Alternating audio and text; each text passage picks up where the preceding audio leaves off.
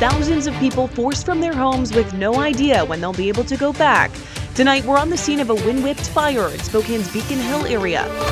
We're right in the middle of our weather impact alert, and already we are feeling the impacts of these gusty winds, what I'm tracking tonight. The latest on the homes that went up in flames and the areas still under evacuation orders tonight.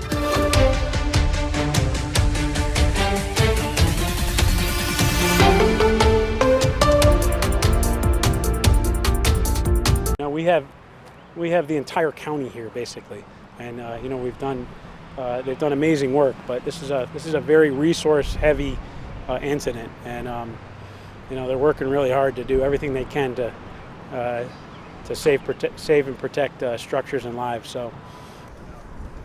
A fast-moving fire, thousands forced to flee. Nearly 12,000 people evacuated from more than 2,000 homes as the Upriver fire tore across Spokane's Beacon Hill this afternoon. We know some homes have burned, but tonight the full extent of the damage remains unclear. Good evening. Thank you for joining us for the night report here on KREM 2 News. I'm Sydney Schofield. DNR confirmed that the Upriver fire burned several houses tonight. We still don't have an exact number, but in this photo, you can see some of the damaged homes from the fire today as we work to get more answers for you tonight. Crews from all over the area responded to this fire. We know multiple helicopters and air tankers were in the area helping fight the blaze. Tonight, Governor Bob Ferguson is asking for more resources to help. In fact, he requested a fire management assistance declaration from FEMA. He says the state needs the extra funding, federal funding, to cover the costs of fighting this fire. He expects the request to be approved shortly. I want to take a look now at the evacuation orders still in place tonight in the area of the Upriver fire. You can see the red zone here. That's level 3. That means get out now if you are in that area.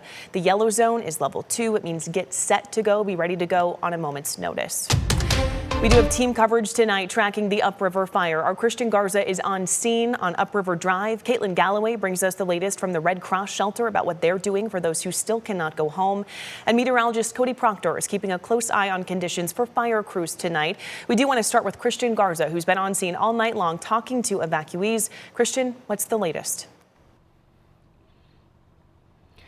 Yeah, Sydney, that's right. I had the chance to speak with just a few of the almost 12,000 people who had to evacuate their homes because of this fire that started just earlier this afternoon. Now, some of those people tell me that because this area is known to be a high recreation area, things like this do happen often. And so they tell me that this just isn't new for them who live here around the area. Okay, and so like I said earlier, we've been on scene for just really all day. We got to the scene around 2 o'clock this afternoon. There was heavy smoke here in the area. A black plume of smoke really filled the area. As we were here throughout the day, though, that black smoke did turn into white smoke and has dissipated really for a little bit. But like I said, I did have a chance to speak with some of those evacuees, and here's that now. Black smoke filled the skies and sirens blared throughout the Beacon Hills area as crews worked to set a perimeter around the Upriver fire that forced thousands to evacuate. I never thought that I would leave my house this morning and maybe not be able to come back to it this afternoon. Amy Alney is a teacher and says she was at work celebrating the last day of school when she got the evacuation notice. She says this sort of danger is nothing new for the area, though. Yes, Beacon Hill has gotten many fires before. It's a recreational area, so they get mountain bikers and just a lot of traffic, and maybe a spark from a motorcycle, dirt bike, cigarette started the fire, I don't know. But for other neighbors like Michael Thorpe. So I mean, getting burned out of your house once should be enough in life, you know? Having to leave his home and being forced to watch as smoke fills his neighborhood during the incident brought back memories of losing his house 3 years ago to a house fire. So that's going to where we're at. We're in a gated community up there, and yeah, all those homes. My roommate said that it was 2 blocks away, and that was about 25 minutes ago. Anxious, nervous, heartbroken, these are just some of the feelings from other evacuees we had a chance to speak with. They say besides the initial shock, they are very grateful for the quick response from the fire crews. Yeah, I hope everybody's okay.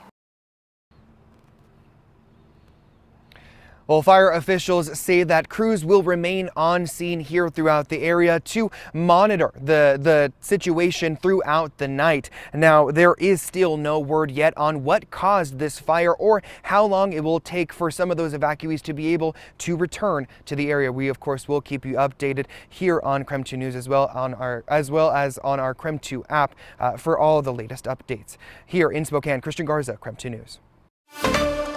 Christian, thank you. And tonight we're also hearing from several others across the Spokane Valley community as the Upriver fire continues to impact folks there. 2 teenagers, they were celebrating the last day of school at Boulder Beach when the fire forced them to evacuate. When we were swimming, there was smoke and we thought it was just clouds.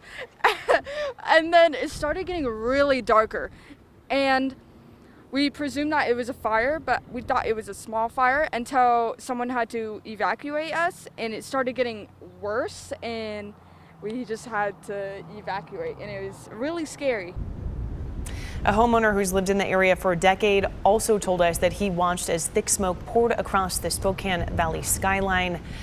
And of course, the big question now is how will weather conditions impact fire crews who are still working to fully contain the Upriver fire tonight? Meteorologist Cody Proctor joining us now from the Outdoor Weather Center. Cody, it seems like the winds at least have died down a little tonight. A little bit. That's exactly right, Cindy, from what I have seen so far, especially earlier compared to from earlier this afternoon, early this evening, when we started to really see those winds. At one point, scale back and then pick back up. So let's take a look at where we're at right now for us this evening. Temperatures are currently at this moment are at 67 degrees at the Spokane Airport. This is the slowest I have seen the wind speed so far since I got in for work for today, coming out of the west at 15 miles per hour. That relative humidity also starting to pick up as our temperatures cool down for us this evening. Now around our area, you can see those temperatures are mostly in the 60s around Spokane and Coeur d'Alene. Low 70s right now for Sandpoint, 70 degrees in Wenatchee and in Omak. But of course, the wind has been really one of the biggest players for today's conditions and for the impacts it's had on these fires that started today. We're still a bit breezy right now, but we actually scaled back a bit. Spokane seeing 15-mile-per-hour winds, 14 for Ritzville, 12 in Wenatchee. But compared to our wind gusts, this was certainly something that we had to keep an eye on throughout today. Spokane had a wind gust of 45 miles per hour, 1.41 for Moses Lake, and 36 in Wenatchee, 36 as well for Mullen. 29 in Bonners Ferry, 30 for Omak.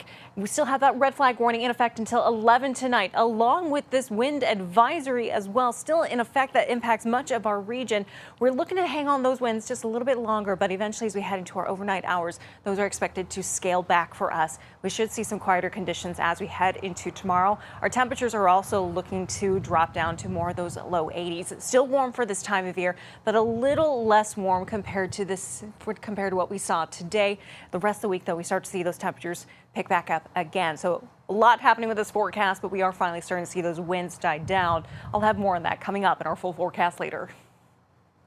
Certainly some good news for fire crews tonight. Cody, thank you. With almost 12,000 people evacuated today, some headed, of course, to the evacuation center. It's at the Spokane Valley United Methodist Church. KREM 2's Caitlin Galloway brings us a closer look at how the Red Cross is helping evacuees tonight. The Red Cross is urging people to come and bring their pets to Spokane Valley United Methodist Church, which is the official Red Cross evacuation shelter. As crews continue to fight this fire, the Red Cross continues to support people in evacuation zones. If somebody comes at any time tonight, we are here for them. Volunteers and employees for the American Red Cross are providing food, water, and cots for people who are in the evacuation zones. They're also partnered with the Spokane Humane Evacuation Animal Rescue Team, also known as HEART, to provide crates and food for pets as well. They say the shelter is open to anyone who needs assistance and that it's always good to be prepared for evacuations just in case.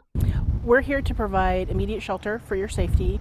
Like I said, food, some comfort care.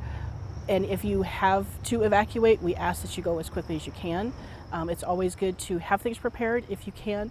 Some of the things that you might need here are your medications, any important documents, things that will help you be comfortable during this evacuation. The Red Cross says the shelter will be open as long as there's a need. In Spokane Valley, Caitlin Galloway, KREM 2 News. Caitlin, thank you. Stay with us. We had several other fires spark across the inland Northwest today, the very latest on those coming up in 90 seconds. And then a horrible accident in Airway Heights leaves a worker with his hands severed after getting caught in a machine. What we know in 4 minutes.